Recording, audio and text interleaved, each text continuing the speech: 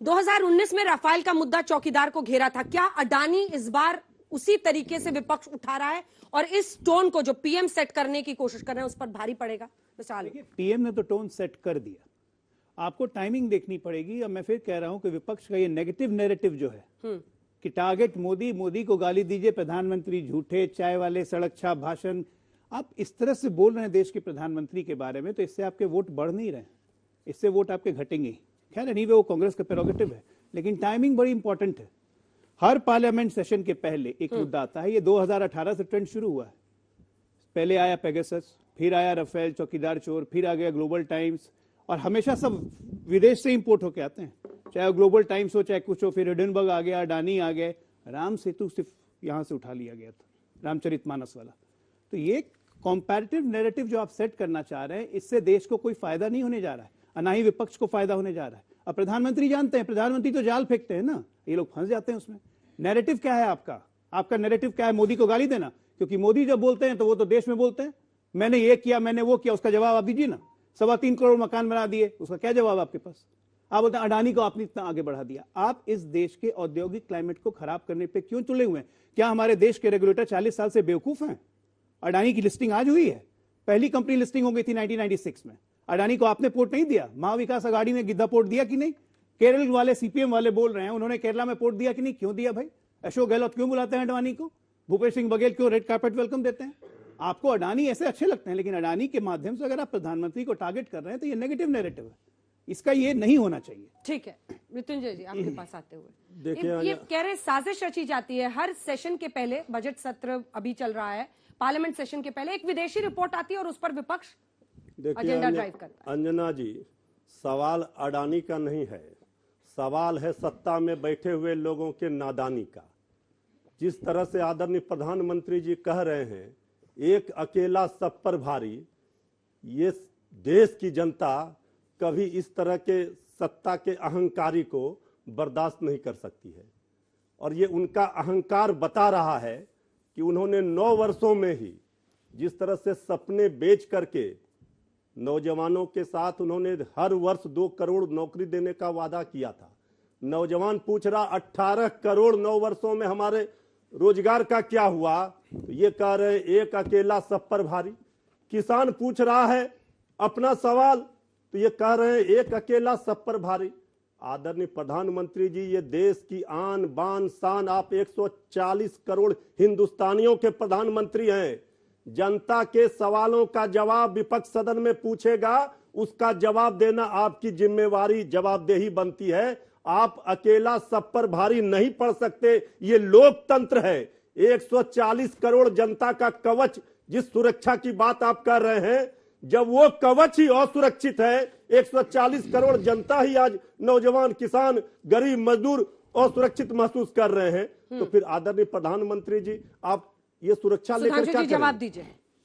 जो व्यक्तिगत अहंकार वाली बात करते हैं, ये बताइए, ये अपने मुंह से किसने बोला था? जब तक रहेगा समोसे में आलू तब तक रहेगा बिहार में लालू। और इतना ही नहीं, चलिए यहां तक तो फिर भी चलता है।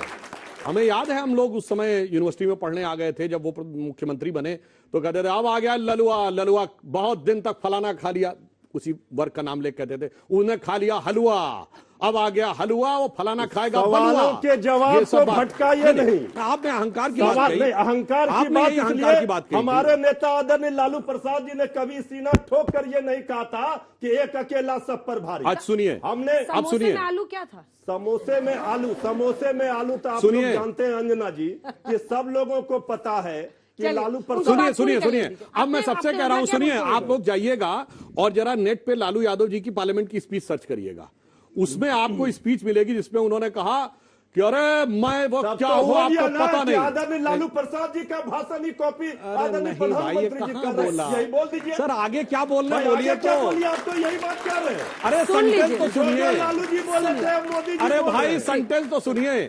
देखिए, लालू यादव जी का जन्म 1948 का, वो बोले अरे मैं तो वो हूं कि जब आने वाला था अंग्रेज को पता चल गया लालू आने वाला, 1 साल पहले छोड़ के भाग गया। आप बात करते हैं। अब सुनिए, अब इनकी पार्टी का बताते हैं, अहंकार की पराकाष्ठा। India is Indira and Indira is India, ये किसने बोला? कांग्रेस के तत्कालीन राष्ट्रीय अध्यक्ष देवकांत बरुआ ने और आज तक किसी राष्ट्रीय अध्यक्ष ने इस बात के लिए माफी नहीं मांगी है कि इंडिया इंदिरा नहीं थी, इसलिए आज तक यह कांग्रेस पार्टी का आधिकारिक वक्तव्य है और यह उसके समकक्ष है जैसे हिटलर की नाजी पार्टी के रुडोल्फ हेस ने 1934 के कन्वेंशन में नारा लगवाया था, Hitler is Germany, Führer is Germany and Germany is Führer, वो इनके समकक्ष था। और आज हमारे प्रधानमंत्री जी तो हर जगह क्या नारा लगाते हैं, वंदे मातरम, भारत माता की जय। आलोक जी, देखिए इसके बाद अब डिबेट में गंभीरता लाते हैं। हाँ, हमने ये बहुत सवाल आवश्यक थी। हाँ बिल्कुल, जो मोदी जी कर रहे थे वो मैंने करके दिखाया, देश की जनता ने देखा। हमने सवाल पूछा क्या शेल कंपनियां बनी दर्जनों, क्या उनमें 2 नंबर का पैसा गया, क्या वो पैसा वापस घूम कर आया? लालू जी ने अमोल समोसे की बात की। अरे भाई, हम पूछ रहे हैं कि भाई आप ये बताइए कि जो कंपनियां बनी उनके मालिक कौन है, वो कंपनियां कहां टैक्स हेवन में बनी कि नहीं बनी? क्या अगोस्टा वेस्टलैंड का जो मुख्य आरोपी था जिसके ऊपर आपने चुनाव लड़ा, क्या उसका और गौतम अडानी के भाई का एड्रेस सेम है कि नहीं? जांच होनी चाहिए कि नहीं होनी चाहिए? एक व्यक्ति की 50,000 करोड़ से लेकर 21 लाख करोड़ नेटवर्थ हो गई, उसने कितना टैक्स हिंदुस्तान को दिया? एक अकेला सब पर भारी। अरे ये कोई उत्तर है क्या भाई? हम पूछ रहे जांच कराई, जांच नहीं होने दूंगा। ईडी मेरी मुट्ठी में, सीबीआई मेरी मुट्ठी में, सब कुछ मेरी मुट्ठी में। बीजेपी के प्रवक्ता कह रहे हैं सुप्रीम कोर्ट जाओ, आप लोग रुक जाइए। अब इन्होंने एक नया दायरा दे दिया। अभी तक हम बात कर रहे थे कि भाई संसद में चर्चा होनी चाहिए कि नहीं जांच? हाँ, होनी चाहिए ना, किसने मना किया? 9 साल हो गए। आप तो का तो स्टैंड है, हम केवल ये पूछना चाहते हैं, एक ही व्यक्ति को कोयला भी जाएगा, गैस भी जाएगा, पानी भी, बिजली भी, पोर्ट भी जाएंगे, एयरपोर्ट भी जाएंगे, सड़क भी जाएंगे, लेकिन जांच नहीं होगी। अरे भाई, ऐसा क्या है अडानी में कि पूरी बीजेपी, पूरा मंत्रिमंडल, प्रधानमंत्री महोदय सब बचाने पे लगे हुए? ठीक है।